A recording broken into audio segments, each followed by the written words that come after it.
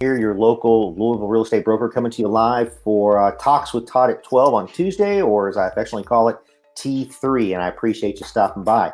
Um, for those of you who may or may not have been here before, of course, we've got Gaby. Gaby helps me stay on track with regards to kind of our topic and how we're going to hit that topic, and take a few minutes of your day to see if you have any questions or what we might be able to answer. And before we get into the topic, just wanted to, let you guys know that things are still moving in the Louisville market. I'm looking at some numbers over here. That's why I keep looking over to my left. But what we've got right now is we're looking in Louisville proper as the average sales price is coming up to about $217,000. So we look at the market is increasing a little bit. We are looking at the average cumulative days on market being about 70 days from listing to sold. So, things are definitely moving. We've got several things that, come off and come on the market. But as far as our numbers go, we are currently, as of today, let's see, we've got 77 that have sold this month. We are under contract 88 this month. We have 26 homes coming back on the market again. This is just in Jefferson County proper. But we've got over 1,600 active listings that are on the market. So as you can see, a lot of things are starting to happen and move. So therefore, what we're trying to do is we're trying to tackle all your summer questions. And with that, Gaby, I'm going to let you take it away, and we're going to jump in to today's topic right away. Yeah, so today I'll just be asking a couple questions on spring cleaning and the benefit of it. So to start off, what are some of the items I should clean out this spring? Well, and Gaby, we did touch over the last couple of talks we did. We talked about, I think the last week we talked about downsizing, where people are taking and they're moving from a larger house to a smaller house. So kind of if you are not planning on doing that, spring cleaning is definitely a good thing to do. Now, one of the things that we look at or that people look at when they come into the house, and you're probably guilty of this too if you've ever shopped for a home, is that they go in there and they look at the cabinet space. They want to see how big the cabinets are. Can they fit everything in there? Especially in older homes, if you don't have a kitchen pantry, which a lot of people take it for granted.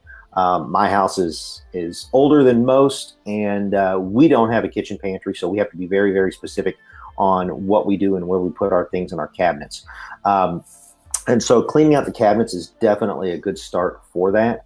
And again, believe it or not, people come in and they want to open the cabinets and make sure that there's plenty of space. So you can start with the cabinets and kind of work your way down. Cabinets, if you've got a pantry, look at the expiration date on some of that food. How long has it been in there? And move your way out. Now, again, where you store your pots and pans, clean that up as well. Get rid of some things that you haven't used in a while. And, again, just kind of open up your space and see, where you could put or where you could store things, or potentially where you could get rid of or give away to a charity or individuals in need. So I think that's always a good thing when you start your spring cleaning with, to keep that in mind. Now, the other thing that we also talked about on spring cleaning, or we talked about how to present that home as spring is actually sprung or spring is in the air, with going to the outside. So one of the things that you can definitely do, again, we talked about this, is sprucing up your front yard. All right. Again, a nice, good bed of mulch, making sure the grass is cut.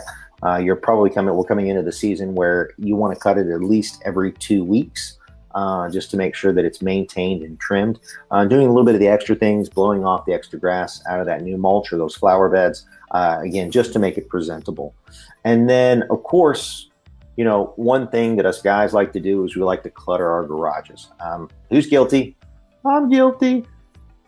So the thing that you want to look at is are there things in there that you haven't used? Are there things in there that, do you really need to hold on to that piece of angle iron that you've had since 1995. Truth be told, you're probably not going to need it. But then again, the minute you get rid of it, that's the minute that you actually find that you need it. And one of the interesting books that I read talked about the psychology of the human mind. And the reason that we hold on to things is as humans is because we have an innate fear that we're not going to be able to find or afford that same item that we had or hold on to. That's why we collect so many things. So if you can get a habit of getting rid of the things that you don't need right away, it'll definitely help. So when I talk about, cleaning out your garage, the thing that you're going to want to look to is you're going to want to look to do things such as, do you have old hoses that you've been holding on to? Because like my grandfather was a tinkerer, and everything he had, if the hose went bad, but the nozzles were still good, he would cut the hose and keep the nozzles, get rid of the hose, and we had nozzles that stacked up.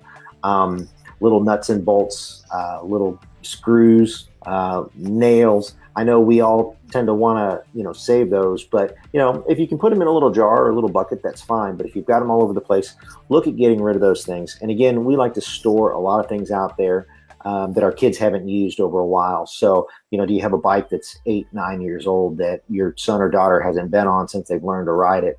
I know it may have or may not have emotional value, but look at those things and look at downsizing and making your life a little bit more clutter free.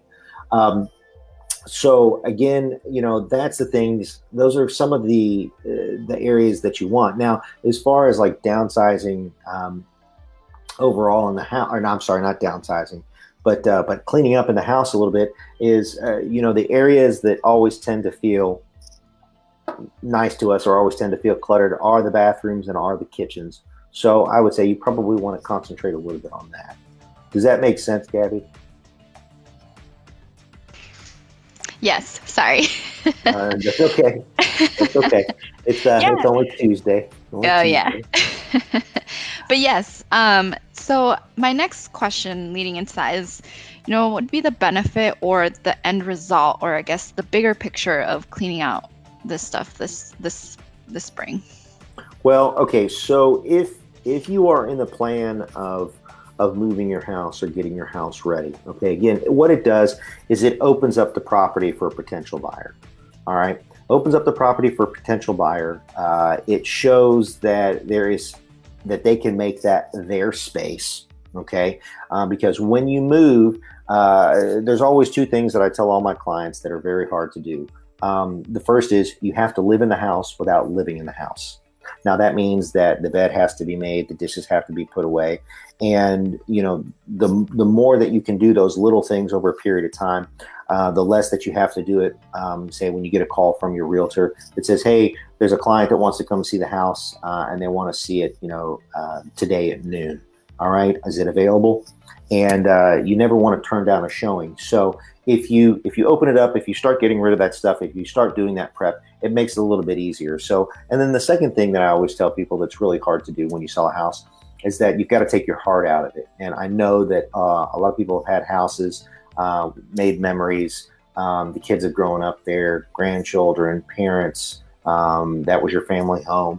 Again, that's tough. When you start decluttering, when you start taking those things out, that kind of separates you from there and makes the transition of selling that house a little bit easier. So again, benefits for your time, your stress level, and then again, things for your heart, things that are going to help separate you from that property. Again, because we've all built memories in the houses that we've lived in and grown up with.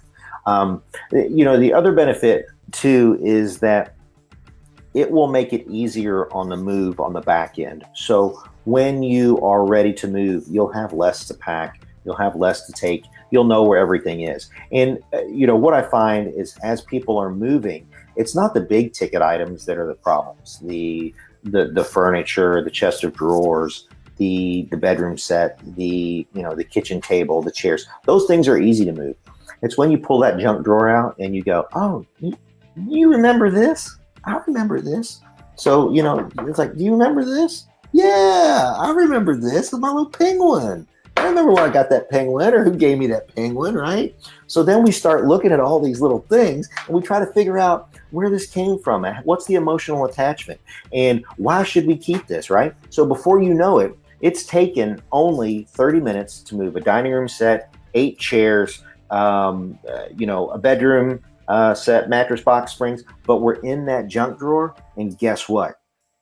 We're already into that junk drawer for an hour and a half, deciding on what we're supposed to do with our little penguin, right? Where do we put that? Those are things that make it hard. Now, I know it's kind of funny to think about it, but the same token, again, it makes it easier for you. And when you get into that junk drawer, guess what? You're going to know things that you should keep, things that you should get rid of. And you're also going to know where to put your little penguin at your new house, right? Because you've already found your little penguin. So again, it's just kind of a peace of mind. Decluttering opens up the house. But again, for your return on investment, you're going to want to look at the things that people stare at the most. And that's the kitchen space. That's the bathroom space. One thing also is if you've got hardwood floors, you're going to want to clean the hardwood floors. And you're also, if you've got carpets, it wouldn't help to steam clean the carpets and make sure that, you don't have any spots or anything on there. Again, what you're doing is you're presenting to the potential buyer, hey, make this your house. This is no longer our house.